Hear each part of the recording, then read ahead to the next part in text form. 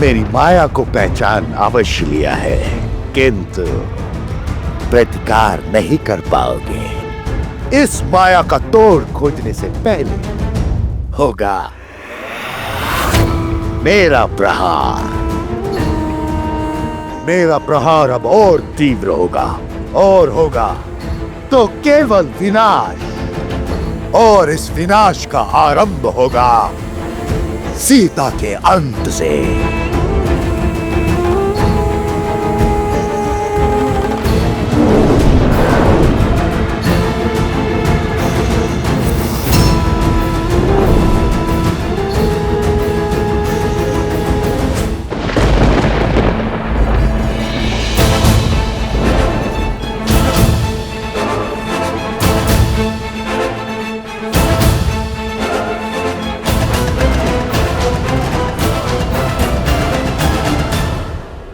आग का संदेह उचित था माता।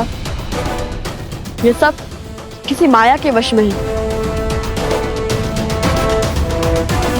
हे माता, रक्षा करें, ये सब क्या हो रहा है?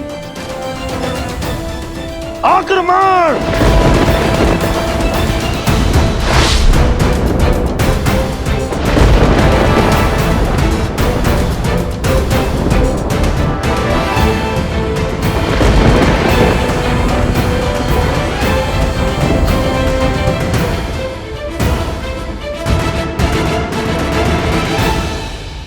आक्रमण!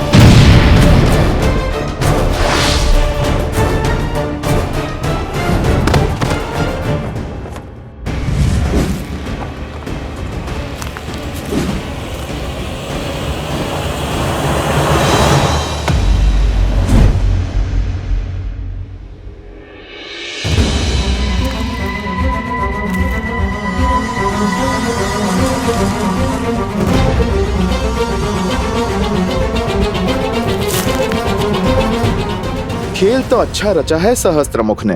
यदि तुम पर विपदा आई तो अश्वमेध यज्ञ खंडित हो जाएगा और दोष मंडेगा लवकुश पर, और तब प्रभु श्री राम एक पिता नहीं राजा की भांति उन्हें दंड देने पर विवश हो जाएंगे, जो हनुमान के रहते कदापि नहीं होगा, है ना?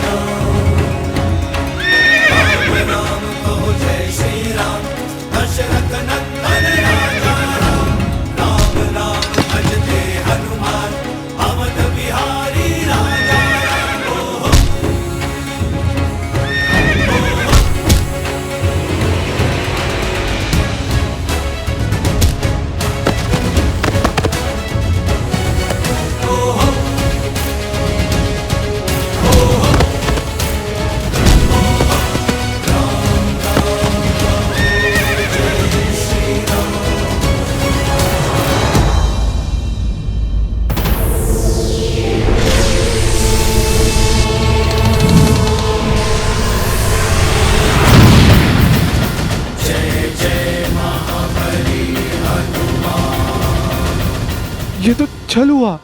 आपने कहा था आप नहीं लड़ेंगे। मैं लड़ कहाँ रहा हूं? मैंने कहा था ना मैं लड़ूंगा नहीं। ये नहीं कहा था कि अश्व की रक्षा नहीं करूंगा।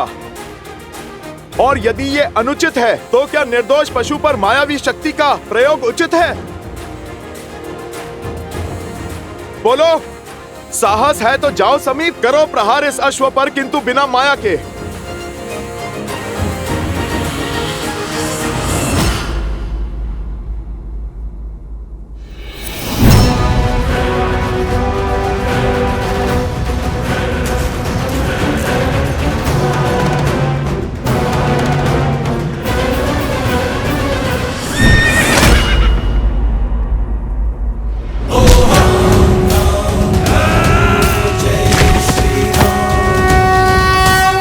महाराज।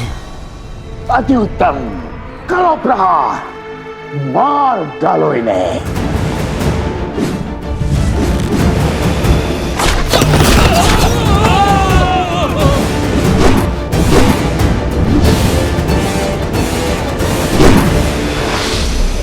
माता, माता!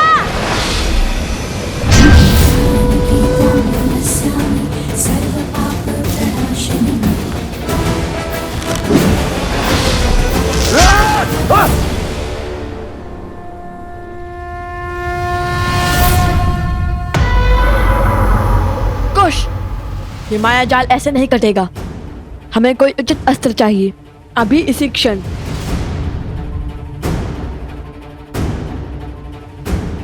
सूर्यास्त होने को है पुत्रों, काली शक्तियां और प्रबल हो उठेंगी।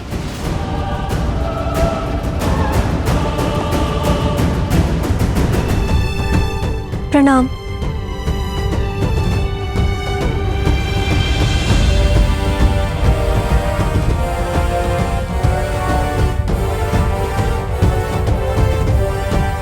कहो मांडवी, क्या बात है? क्षमा महाराज, बात की गंभीरता का पूर्ण ज्ञान ना होने पर भी साहस करके आपसे विनती करने चली आई। मांडवी, मैं जानता हूं तुम यहाँ क्यों आई हो। आप ये भी जानते होंगे कि आपके अनुजा के निर्णय को अविश्वास की तुला पे तौल रहे हैं। सोचते हैं कि उनमें इतना कौशल या सामर्थ्य नहीं है कि उन 2 ऋषि कुमारों से वो स्वयं लड़ सके, और यही बात उन्हें भीतर ही भीतर खाई जा रही है। इसलिए उन्हें बिना बताए मैं आपसे विनती करने चली आई। लक्ष्मण भैया और शत्रुघ्न भैया घायल हो चुके हैं, और अब संकट मेरे पति के प्राणों को भी हो सकता है। किंतु फिर भी मैं आपसे निवेदन करती हूँ कि आप उन्हें उनका दायित्व निभाने का अवसर दें। और नीति भी तो यही कहती है ना कि उनके होते हुए आप युद्ध भूमि में पग नहीं धर सकते। आपने स्वयं उन्हें गांधार और कंबोज का सिंहासन सौंपा है। इस नाते इस समस्या का समाधान खोजना उनका धर्म भी है और उनका कर्म भी है। मांडवी, तुम दोनों ने भोजन किया?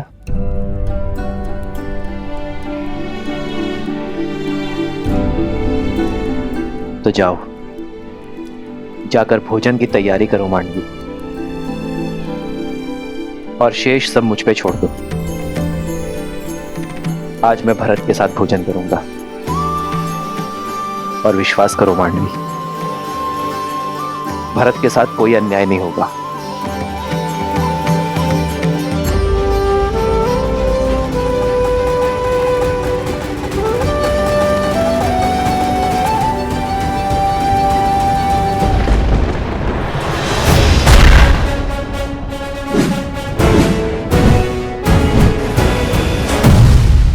मूर्ख बालको, कितनी देर और रोक पाओगे इन्हें? सहायता का हाथ छटका कर मेरी सहायता कर रहे हो।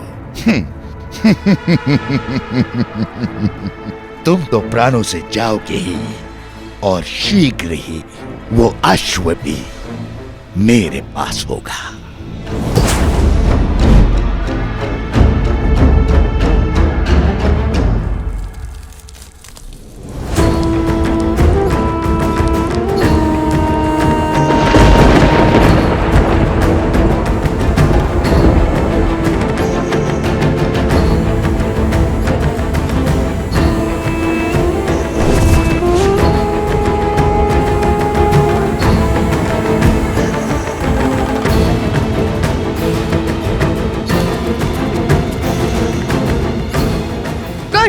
हमें इन्हें रोकना ही होगा, अभी और इसी क्षण। बाबा का अस्त्र!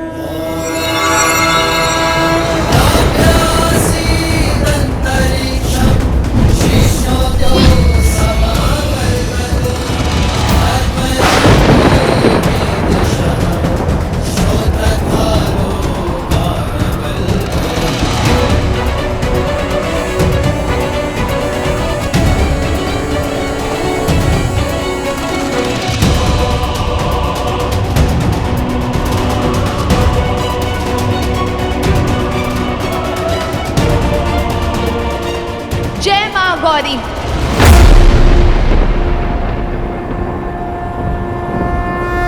इस पे तो ब्रह्मास्त्र का भी प्रभाव नहीं हो रहा है कुश। कम से कम रुक तो गए। किंतु अब क्या करें कुश? इस माया से तो केवल महादेव और माता गौरी ही बचा सकते हैं। समझ गया कुश। माता आप पीछे जाइए। कुश तुम मेरे साथ आगे बढ़ो। पीछे? हाँ माता शीघ्र पीछे जाइए।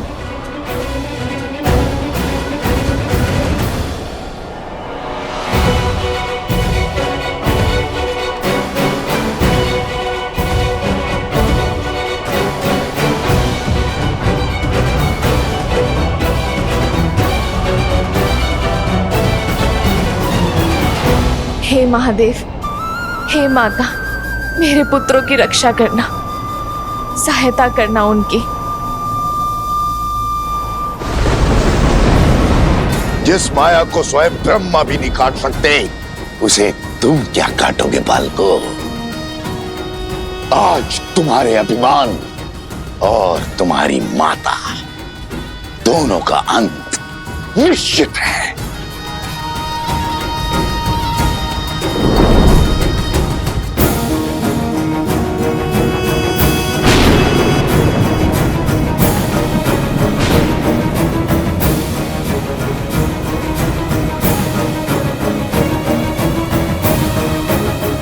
वध कर डालो इन सबका। माया की केवल एक ही काट है, सत्य। श्री राम कथा के समय राम के समक्ष जब मारीच और सुबहू ने माया रची थी, तब सत्य ने ही माया को तोड़ा था। अब हम भी उसी प्रकार इस माया का अंत करेंगे।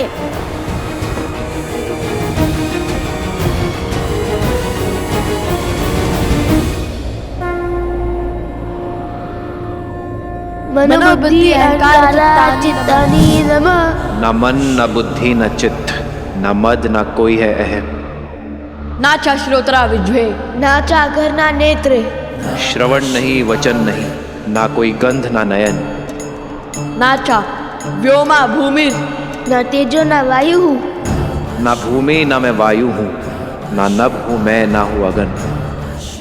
चिदानंद रूपः शिवोहम शिवोहम। सब ना हो के सब में हूँ, शिवोहम शिवोहम।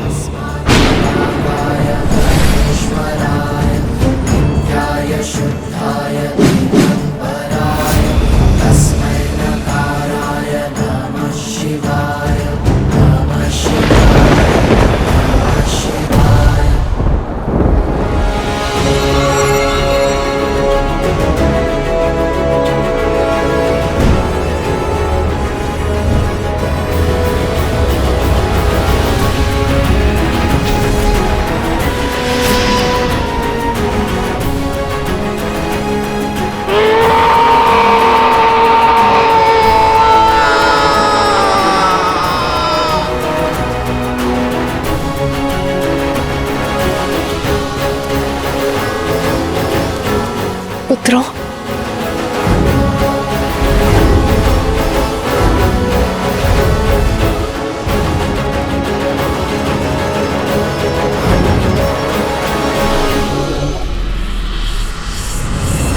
अभी मेरा प्रहार समाप्त नहीं हुआ है। अंत कर डालो इनका।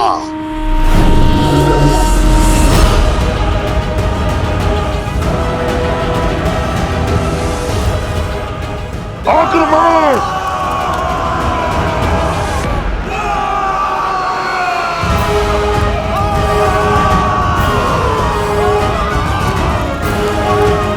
ओह, तो तुमने सबको वश में कर लिया था।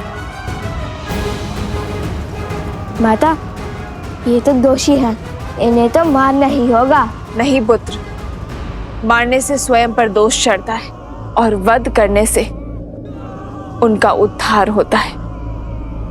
तो इन्हें मारो नहीं, इनका उद्धार करो। अग्निअस्त्र।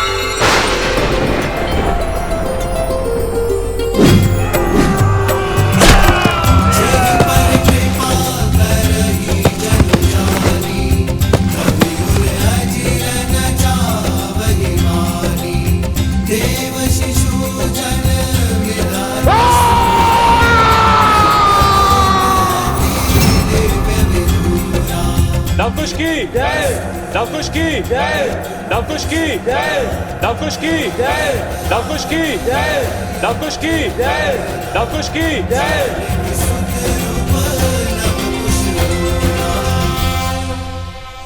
मुझे क्षमा करे देवी।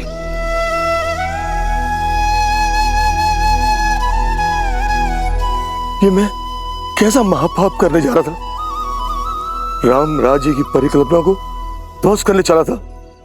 एक नारी की हत्या करने जा रहा था। ना जाने किस माया, किस शक्ति की चपेट में आ गए थे हम।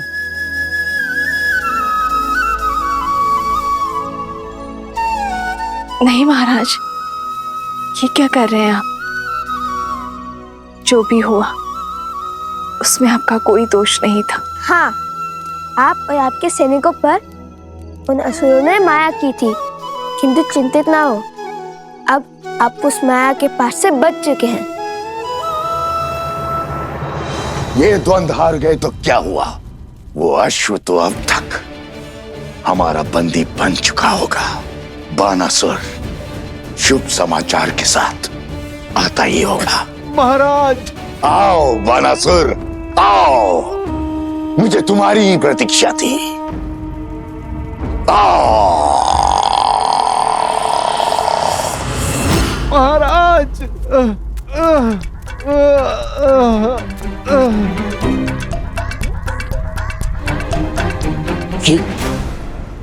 ये क्या दशा बनाई है?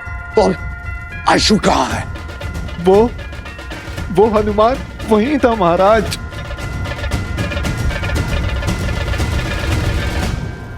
उसने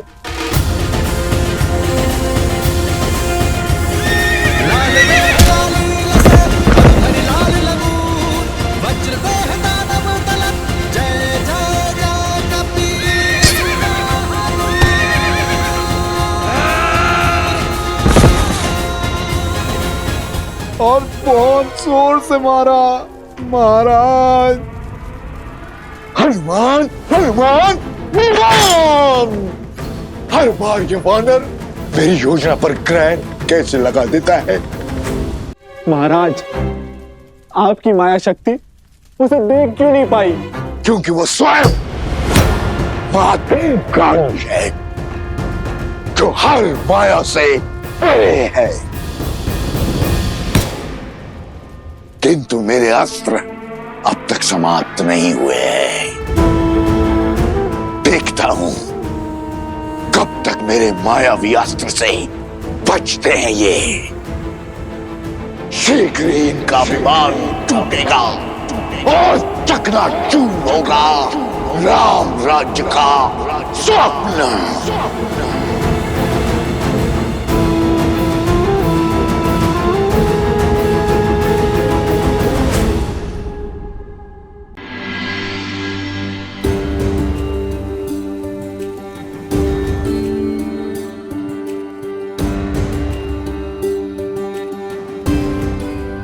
भूख अत्यंत विचलित कर रही है। भोजन आरंभ करें अनुज।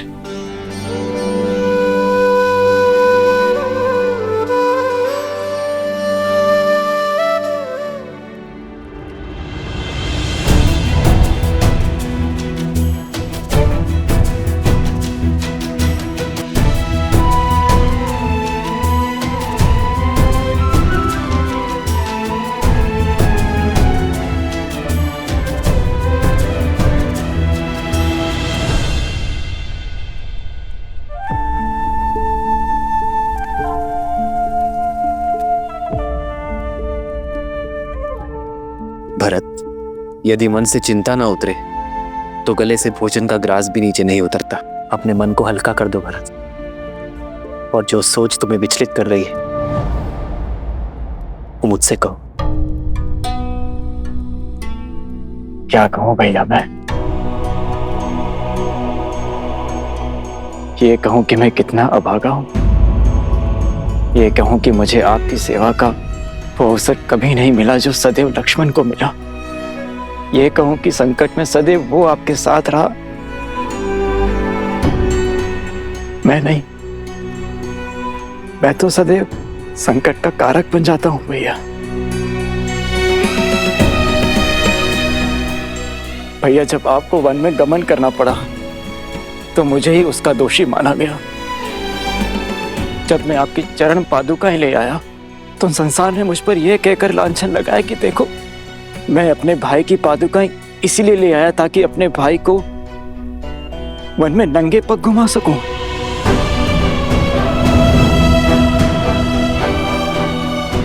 और मेरे कारण मेरी सीता भाभी माँ को न जाने कितने माह तक उस दुष्ट रावण की बंदिनी बनकर रहना पड़ा। और अब जब अयोध्या पर संकट आन पड़ा है, वही आप मुझे इस योग्य भी नहीं समझते कि मैं उन 2 ऋषि कुमारों के विरुद्ध खड़ा हो सकूं जिन्हें मृत्यु के घाट उतारने के लिए मेरा रोम रोम तड़प रहा है। अपने दोनों भाइयों के अचेत शरीर मेरे नेत्रों के सामने छाए रहते हैं भैया। ये पीड़ा मैं अब और नहीं सह सकता। मैंने लक्ष्मण को रोका, उसे समझाया कि उन दोनों बालकों से सौम्य रहे, किंतु उसने मेरी एक ना सुनी। किंतु देखिए, लक्ष्मण कैसे मूर्छित हुआ पड़ा है भैया। मैं तो उनसे लड़ने भी नहीं जा सकता क्योंकि मेरे भैया ही मुझे योग्य नहीं समझते। हुआ ना मैं अभागा।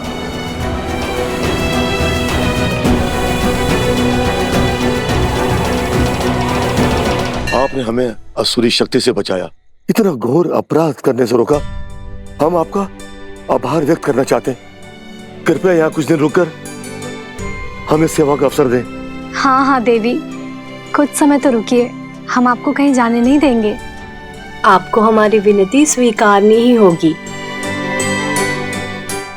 कुश, अश्व और हनुमान जी का क्या? हम उन्हें और अकेला नहीं छोड़ सकते हैं। हाँ हाँ, रुक जाइए देवी, कृपया हमारे लिए रुक जाइए। पर आश्रम का क्या होगा? सब लोग हमारी प्रतीक्षा कर रहे होंगे। हमें शीघ्र आश्रम जाना चाहिए। हाँ हाँ, आश्रम में भगवान वाल्मीकि हैं ही नहीं। सारे आश्रमवासी कितना चिंतित हो रहे होंगे। आश्रम जाना ही उचित होगा।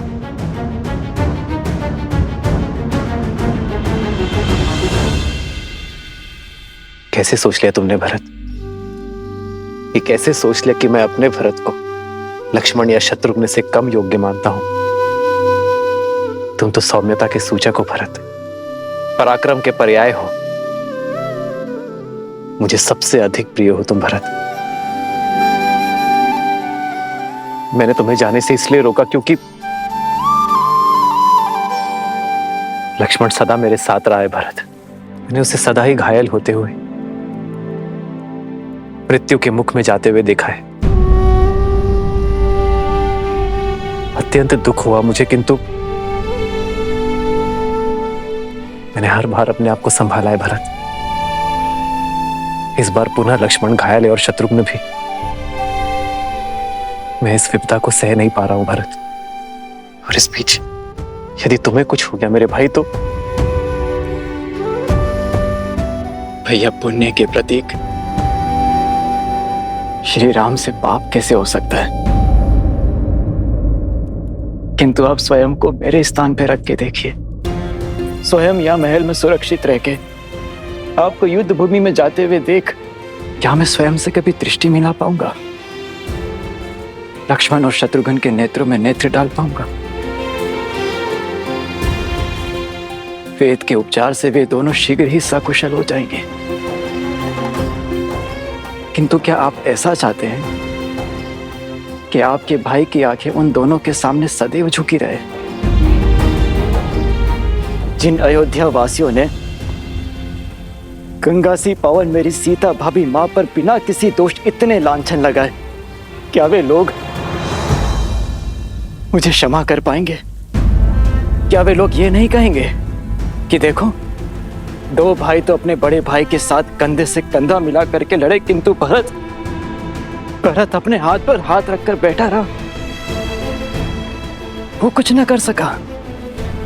मेरे 14 वर्षों की तपस्या पर कालिख लग जाएगी भैया। और भरत संसार में फिर से वही भरत बन जाएगा जो अपने भाइयों की दुर्दशा देखना चाहता है।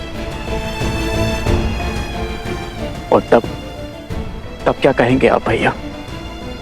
क्या मेरे मान पर आप ये वार सह पाएंगे?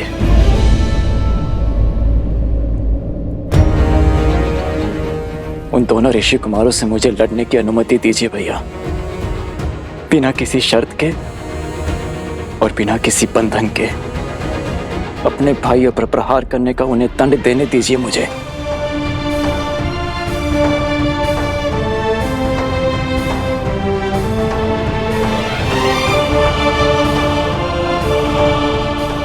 जाओ भरत, बिना किसी शर्त के, बिना किसी बंधन के जाओ, और जो उचित लगे वही निर्णय लो। चाहे अब उन दो बालकों को जो दंड देना पड़े दो, और अयोध्या का अश्वमेध यज्ञ पूर्ण करवाओ।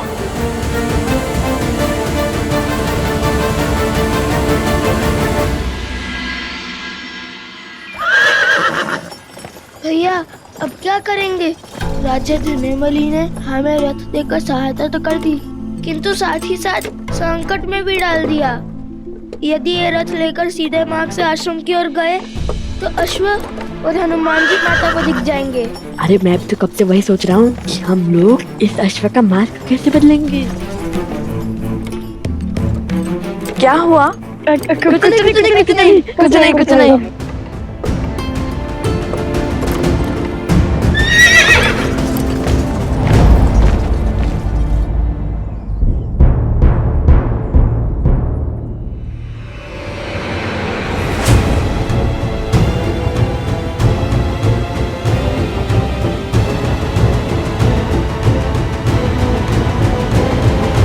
श्री रामचंद्र की, श्री रामचंद्र की, राजनुज भरत की, राजनुज भरत की।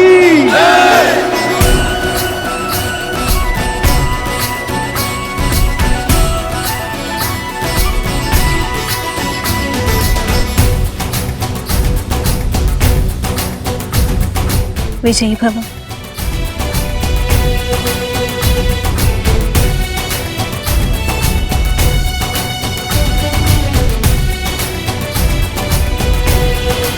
कई बार सत्य हमारे नेत्रों के समक्ष होता है भरत, किंतु भावों में बहकर हम उसे देख नहीं पाते। ये भूल हम सबके साथ होती है भरत। अपने भावों पर नियंत्रण रखना भरत। शीघ्र ही लौटो। जो आज्ञा भैया।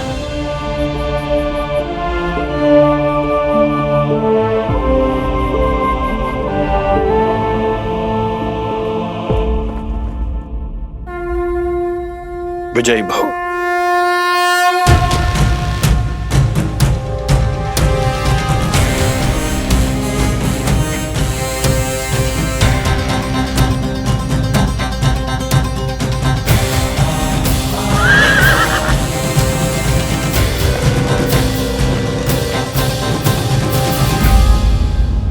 ये मार्ग तनिक लंबा है सारथी, तनिक तीव्र चलाइए। और तीव्र। बहुत घोर अपराध हुआ है लवकुश से। जाने ही पाप कैसा दंड लेकर आएगा गुरुदेव।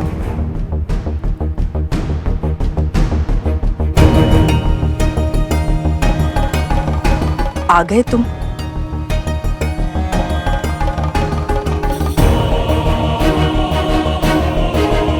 कुश, तुमने और लव ने इतना बड़ा अपराध क्यों किया? अश्वमेध यज्ञ के अश्व को पकड़ा और अयोध्या के राजकुमारों को मूर्छित कर दिया, और ये सब बात तुमने हम सब से छुपाई क्यों? हम राजा राम के राज्य में रहते हुए उनसे शत्रुता कैसे ले सकते हैं? ये राजद्रोह है। हमने भगवान वाल्मीकि जी को संदेश भेज दिया है। जैसे ही तुम्हारी माता श्री आएंगी, हम उनसे बात कर अश्व छुड़वा देंगे। हाँ, और तीव्र चलाइए सारथी। हम भगवान वाल्मीकि जी के शिष्य हैं और उन भगवान वाल्मीकि जी ने हमें सदा सत्य के मार्ग पर चलना सिखाया है। अपने कर्म को निडर होकर करना सिखाया है। अब आप भी बताइए, जिन राजा राम को हम पूछते हैं, उन्हीं राजा राम ने अपनी पत्नी के त्याग का महापाप कर दिया। जिनके लिए राजा राम ने राम सेतु बनाया, लंकापति का अंत किया, जिनके साथ की लालसा में माता सीता ने स्वयं अग्नि परीक्षा दी, उन्हीं माता सीता को स्वयं से दूर कर दिया। क्यों? ये प्रश्न हमें विचलित कर रहे थे।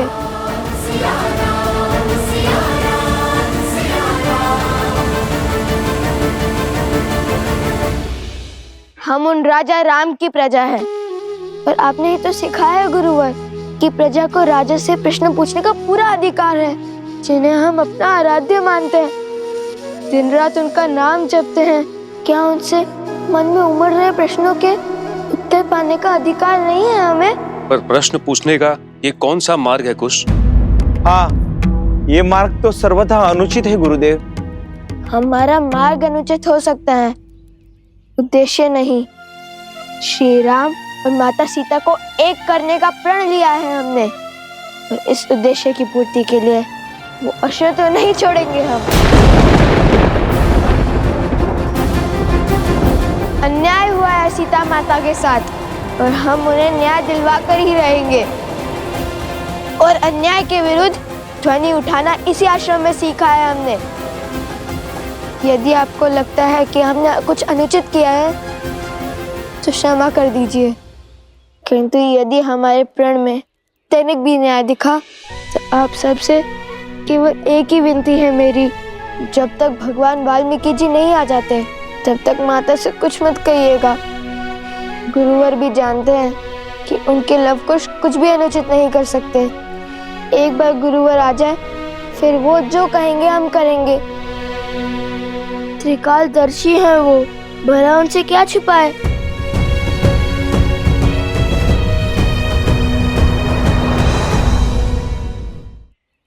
नहीं ऋषिवर, ये बालक अभी नादान है। उद्देश्य कितना भी उचित है, उसका मार्ग इतना अनुचित नहीं हो सकता।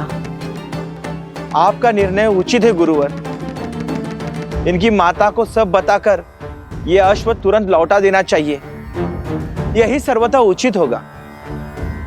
हमें श्री राम से प्रश्न पूछने का अधिकार है, इसमें भला क्या अनुचित? मान जाइए ना ऋषिवर, भगवान वाल्मीकि जी की आने की प्रतीक्षा कर लेते हैं। माता को कुछ मत कहिएगा ऋषिवर। कुश,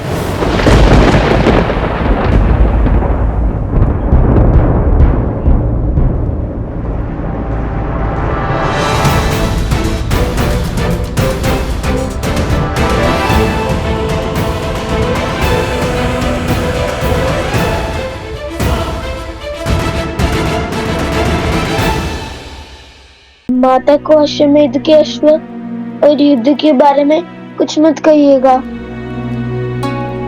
कुश,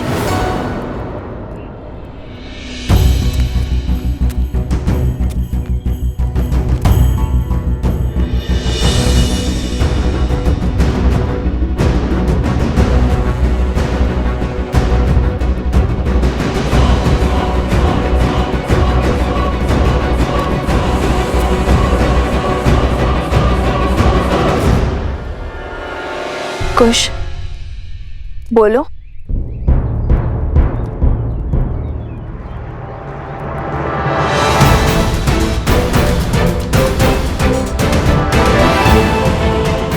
कुश, बोलो क्या हुआ? वन देवी,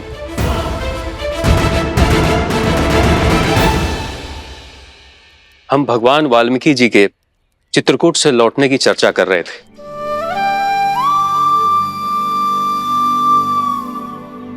अच्छा, गुरुवर से मिलने की अभिलाषा तो मेरी भी थी, किंतु आप लौट आए, ये भी संतोष का विषय है।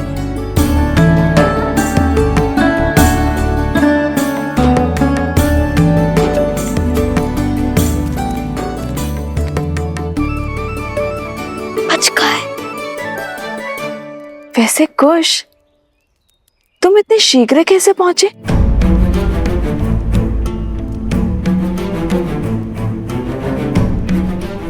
वो आपके प्रतापी पुत्र ने क्षण भर में ही वृक्ष हटा दिया था और पेड़ को भी शांत कर दिया था।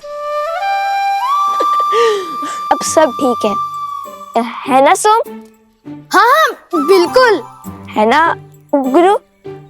हाँ, कुछ ने यूं हल कर दिया हर संकट को। अच्छा, तो हम यूं ही इतने लंबे मार्ग से आए।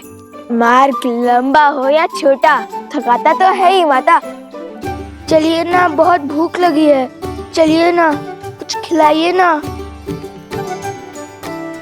हाँ, भूख तो मुझे भी लगी है, चलिए ना। चलो।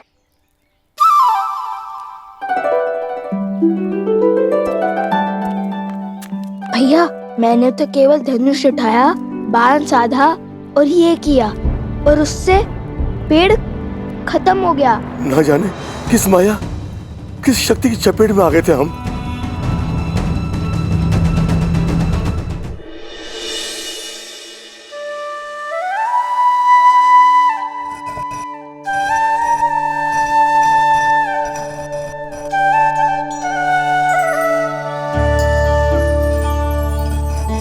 आश्रम वासियों से वचन तो ले लिया कि गुरुवार के आने तक कोई भी माता को सत्य नहीं बताएगा, किंतु अभी भी समस्या है। हनुमान जी का क्या करेंगे? भूख तो उन्हें भी लगी होगी ना। क्या सुगंध है, आज तो आनंद आ जाएगा। कुश, कितने स्वार्थी हो तुम। मुझे हनुमान जी की चिंता हो रही है और यहाँ तुम भोजन के सुगंध का आनंद ले रहे। ऐसी बात नहीं है भैया, मुझे भी हनुमान जी के विचार ही आ रहा है। भैया, ये सुगंध तो सोचने की क्षमता का मार्ग था। ऐसा चलिए।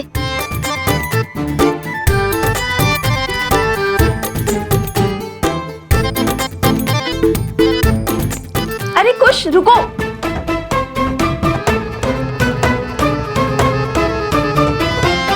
माता, और रुकने के लिए मत कहिए, बहुत भूख लगी है। आज आपको ढेर सारा स्वादिष्ट खाना बनाना पड़ेगा, इसलिए हमने सोचा आपकी सहायता कर दे। मेरी मदद करने के फेर में मेरा कार्य मत बढ़ाओ।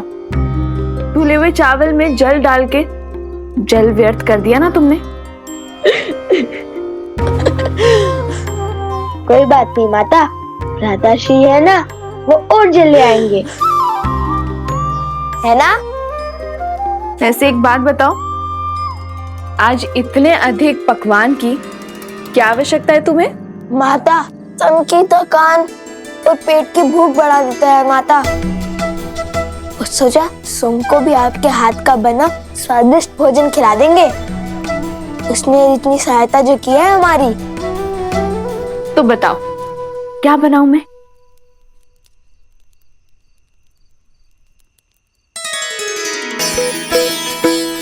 माता, मुझे तो अनेक वस्तुएं प्रिय हैं, जैसे कि खीर, मालपुआ, दही, मक्खन, केले, लड्डू। हाँ माता, जैसे खीर, मालपुआ। अत्यधिक परिश्रम तो किए तुम दोनों ने, तो उसके लिए 2 गुना फल तो मिलना ही चाहिए। मैं दोनों बनाती हूँ।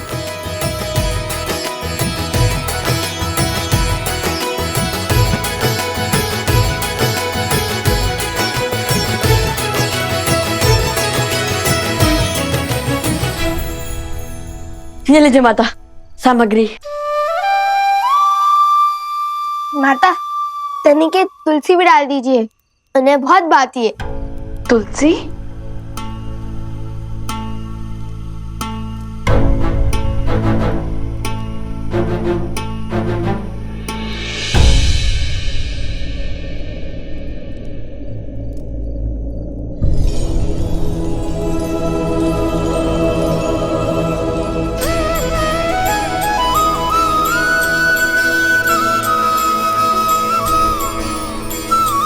ठीक है, डाल दूंगी। अब तुम दोनों यहां से जाओ। मेरी सहायता करने से अधिक हुड़दंग मचा रहे हो। चलो जाओ।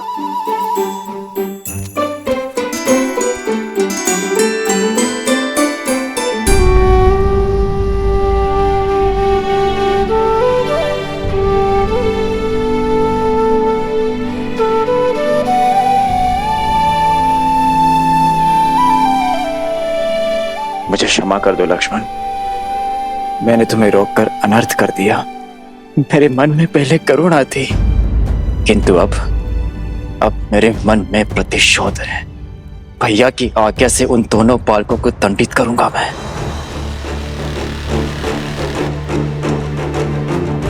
सूर्य की पहली किरण के साथ हम प्रस्थान करेंगे।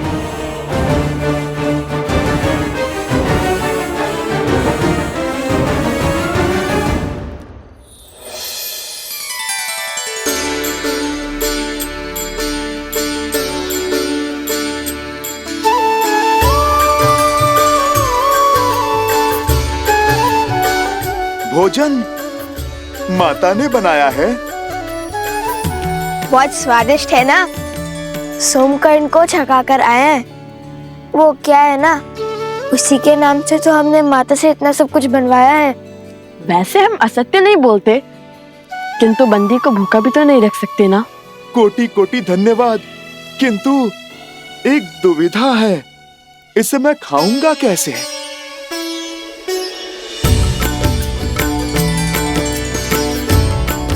हम है ना, यदि आपको कोई संकोच ना हो तो हम दोनों आपको अपने हाथ से खिला दे। संकोच नहीं, मेरे जीवन का सबसे बड़ा संयोग है ये। स्वयं प्रभु श्री राम के क्या क्या परम भक्त स्वयं प्रभु श्री राम के परम भक्त मुझे अपने इन हाथों से खिलाएंगे। माता को कोई संदेह तो नहीं हुआ? भोजन के समय मन में उल्लास होना चाहिए, प्रश्न नहीं। और हम दोनों की चतुराई के समक्ष किसी को संदेह कैसे हो सकता है? आप निश्चिंत होकर खाइए। हमें समय पर आश्रम भी लौटना है, अन्यथा माता को सत्य में संदेह हो जाएगा।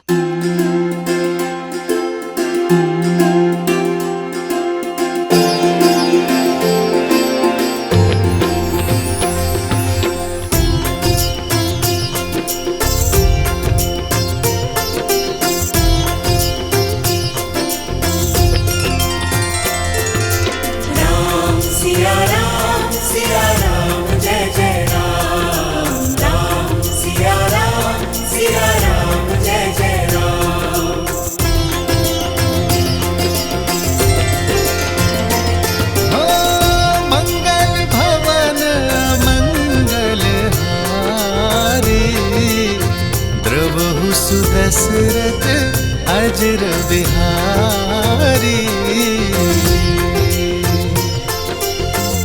सीताराम चरित अति पावन, मधुर सरस अरु अति मन भावन।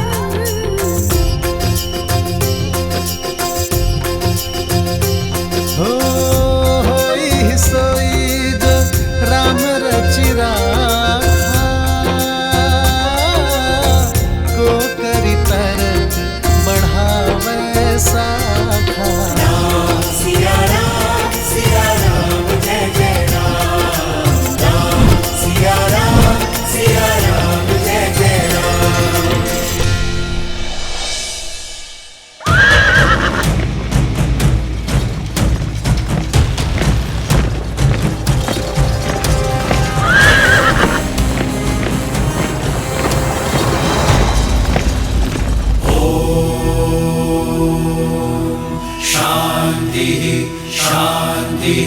शांति। ओम सूर्याय नमः।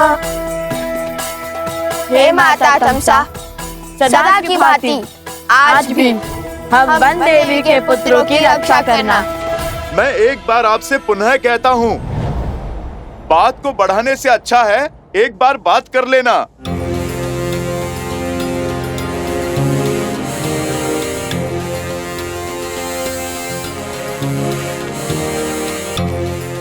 बातचीत से हर समस्या का समाधान संभव है। लक्ष्मण भैया के घाव मेरे प्रभु को पीड़ा दे रहे होंगे। यदि वो यहाँ पधारे और आप दोनों के कारण उन्हें कुछ हुआ तो स्मरण रहे, आप ना भगवान का क्रोध झेल पाएंगे और ना ही इस भक्त का।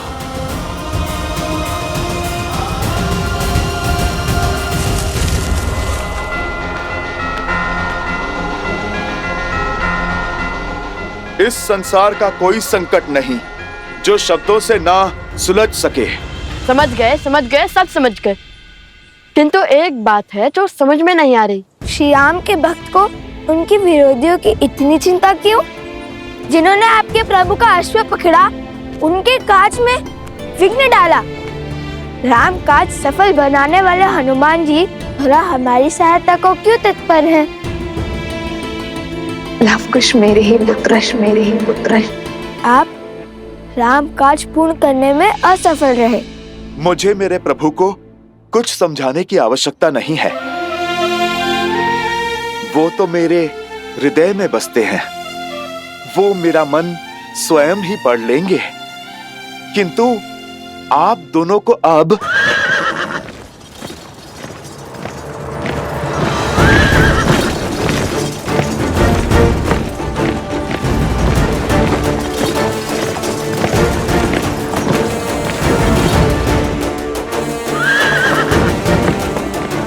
भरत भैया,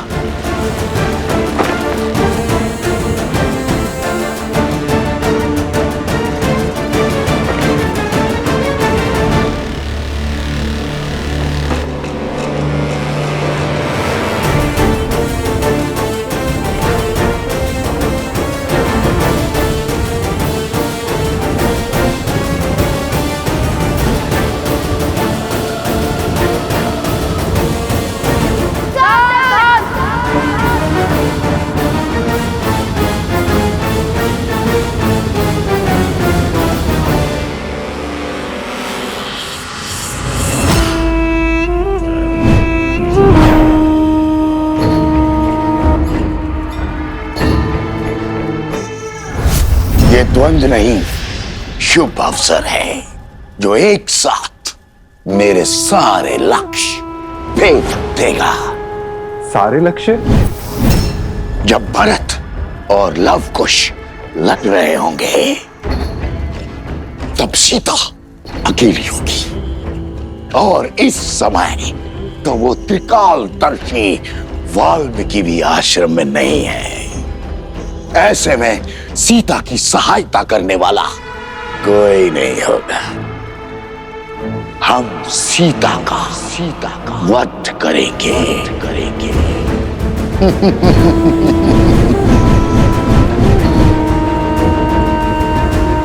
और जैसे सीता देह त्यागेगी, सब कुछ समाप्त हो जाएगा और लवकुश अपनी सुध खो बैठेंगे।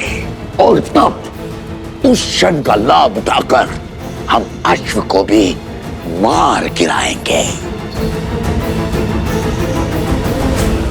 और जैसे ही राम को इस बात का बोध होगा, वो लव और कुश को अपने हाथों से मृत्यु देगा।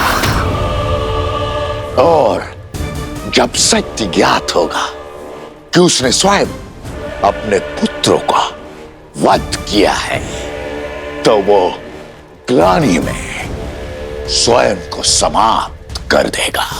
किंतु इस योजना का आरंभ सीता की मृत्यु से कैसे होगा? सीता को मारने का कार्य कौन करेगा?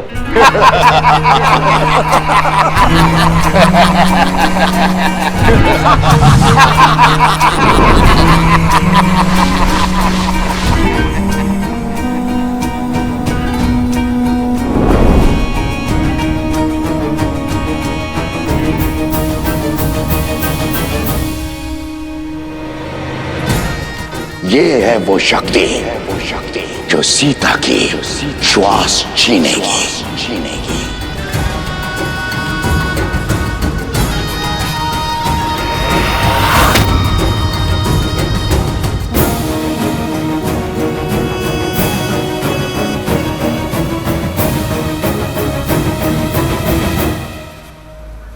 अब सुनो कि तुम्हें क्या करना है।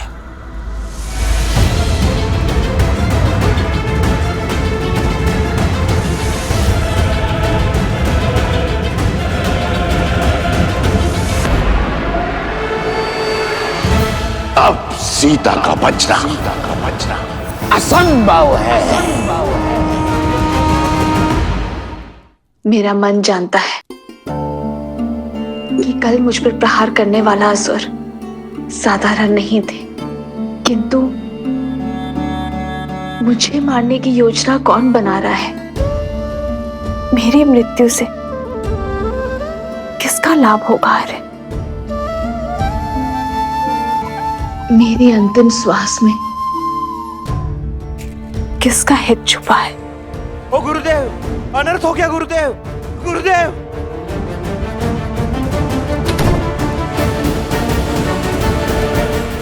ओ गुरुदेव, अनर्थ हो गया गुरुदेव, अनर्थ हो गया।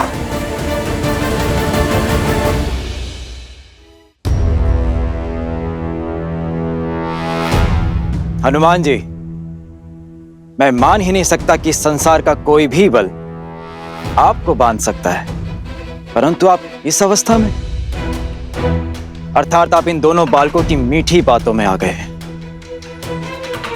इन्हें बालक समझकर इनके हट के आगे बंद जाने की भूल जो आपने की है, वो मैं नहीं करूंगा। लक्ष्मण, शत्रुघ्न और हमारी सेना की जो इन्होंने दुर्दशा की है, उसके लिए मैं इन्हें दंड अवश्य दूंगा।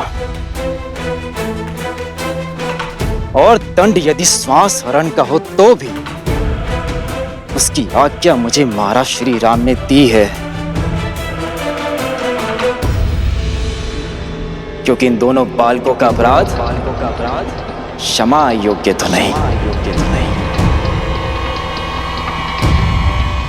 बालकों, धर्म की मर्यादा रखना रघुकुल का दायित्व रहा, इसलिए मैं तुम्हें एक अवसर देता हूं कि चुपचाप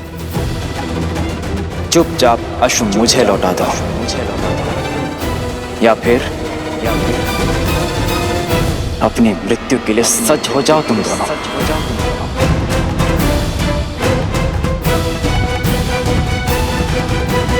अच्छा हुआ कि आप हमें बालक नहीं योद्धा समझते हैं, क्योंकि अबोध बालक ना तो प्रभु श्री राम से प्रश्न पूछने का साहस रखते हैं और ना ही सामर्थ्य। और हमारे साहस नहीं, हमें सामर्थ्य दिया है। श्री राम को हमारे प्रश्नों के उत्तर देने के लिए यहाँ आना होगा।